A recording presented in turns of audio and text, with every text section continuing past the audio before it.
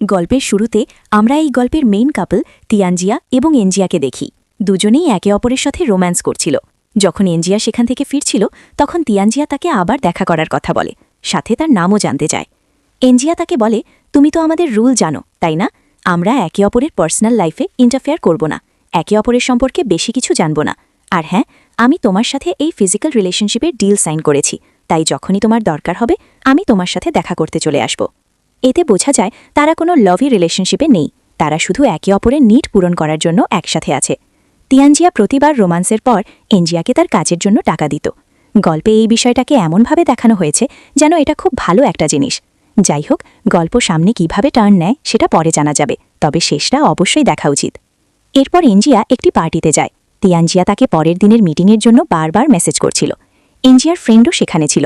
সে জানত না যে এনজিয়া তিয়ানজিয়ার সাথে এমন ধরনের সম্পর্কে আছে, শুধু জানত যে সে কারোর সাথে জড়িত। সে মজা করে বলে, বন্দাটা তো বেশ মস্ত, কোনোদিন আমাদেরও একটু মিলিয়ে দিও। এনজিয়া বলে, না, এখন না।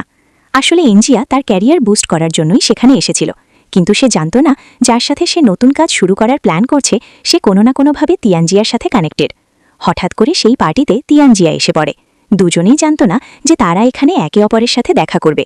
এনজিয়া তাকে দেখে শক হয়ে যায়। তার ফ্রেন্ড বলে, এ তো আসবেই, এত বড় সিইও। এনজিয়া তিয়ানজিয়া সম্পর্কে খুব বেশি জানত না।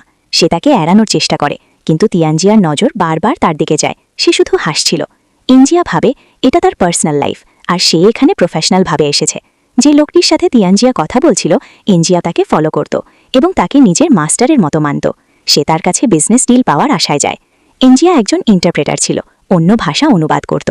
কিছুদিন আগে সে ওই ব্যক্তির জন্য কাজ করেছিল, তাই তিনি তার প্রশংসা করেন এবং তিয়ানজিয়ার সাথে পরিচয় করিয়ে দেন। তখনই তিয়ানজিয়া প্রথমবার এনজিয়ার সম্পর্কে জানতে পারে। এনজিয়া তিয়ানজিয়ার সাথে একদম ফর্মালভাবে কথা বলে, যেন সে তাকে চিনেই না। তিয়ানজিয়াও সবার সামনে কোনো ড্রামা করে না।